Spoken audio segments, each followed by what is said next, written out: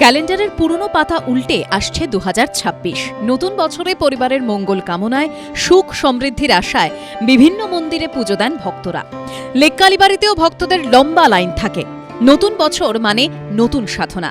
জানুয়ারি মাসের নববর্ষ কল্পতরু উৎসব হল একদিকে সময়ের নতুন চক্র, অন্যদিকে অন্তরের নতুন জাগরণ।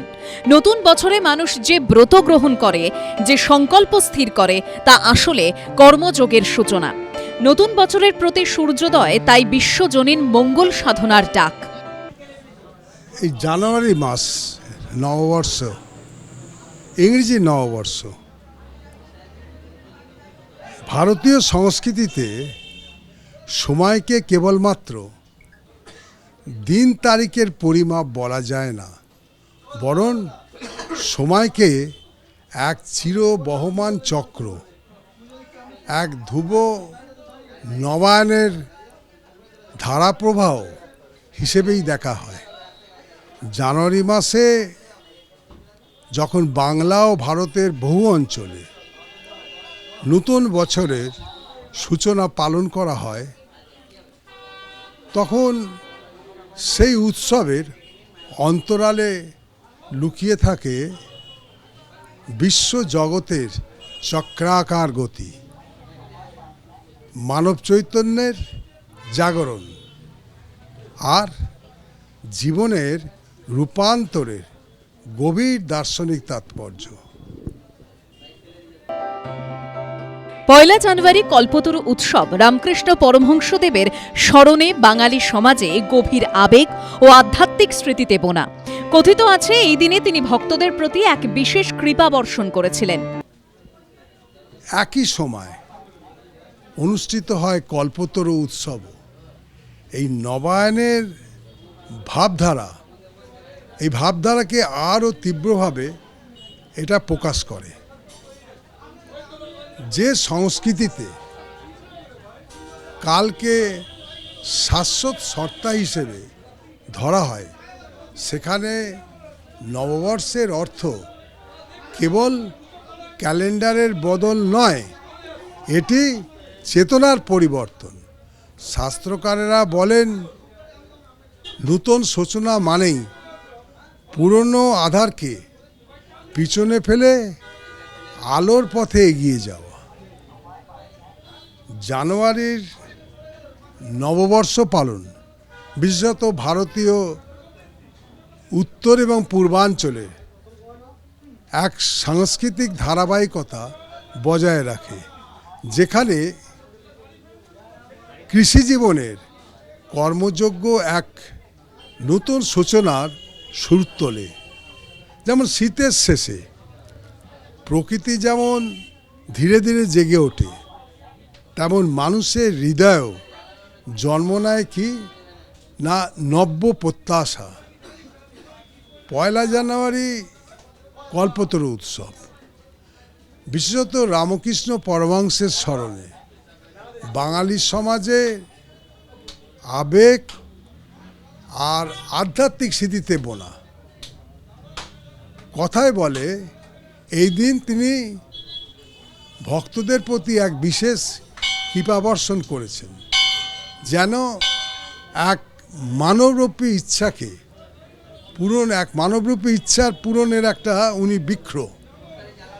তবে কল্পতরু উৎসবের দার্শনিক তাৎপর্য কেবল অলৌকিকতার মধ্যে নয়, বরং এটির মূল শক্তি মানুষের চৈতন্যের, অর্থাৎ ভিতরের সৎ ইচ্ছা শক্তির জাগরণ।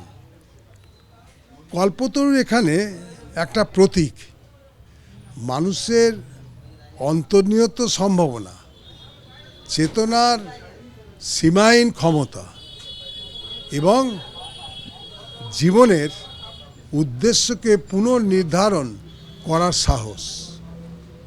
যে মানুষ নিজের ইচ্ছেকে পবিত্র করে, কর্মকে শুদ্ধ করে, জীবনের সত্য মঙ্গলকে ধারণ করে, তার মাঝেই তো কল্পতরু ফুটে ওঠে।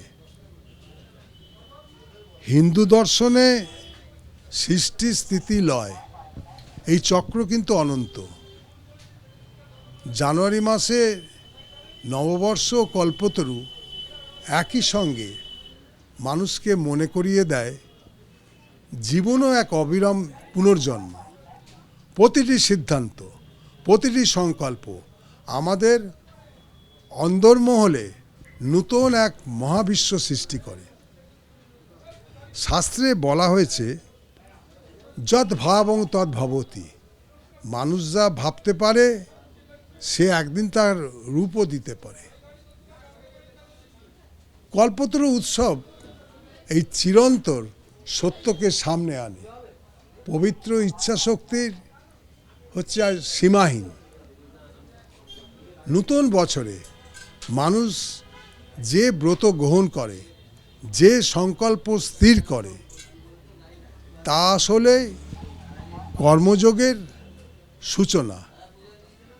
এটি শুধু ব্যক্তিগত উন্নতির প্রশ্ন নয়, বরং আমরা বলতে পারি ব্যক্তিগত উন্নতি প্রশ্ন বরং সামাজিক ও নৈতিক দায়বদ্ধতার দিকেও মানুষকে পরিচালিত করে।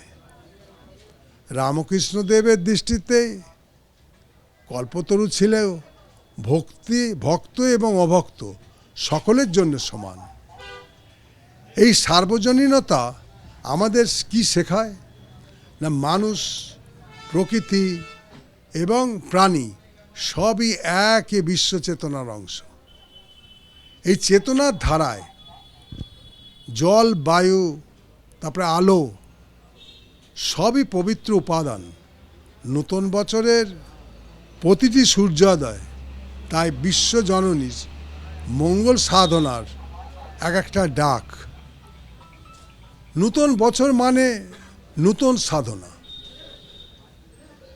মানুষ যখন নিজের হৃদয়ে আলো জ্বালায়, যখন স্বার্থ ভেদ করে অপরের কল্যাণ চায়, যখন সৎকর্মের মধ্যে নিজের ভবিষ্যৎ নির্মাণ করে, তখন সে নিজেকেই কল্পতরুতে পরিণত করে।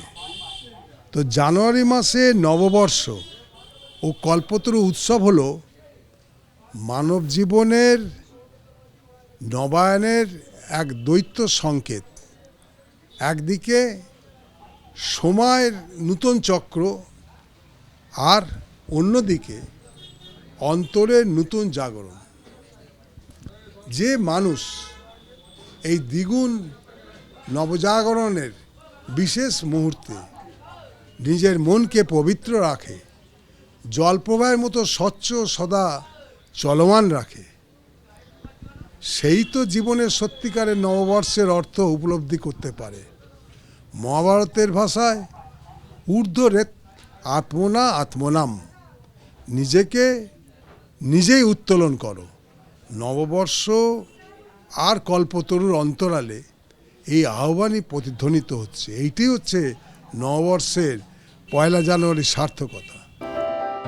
আরও একটা বছর শেষ হতে চলল, আসছে নতুন বছর।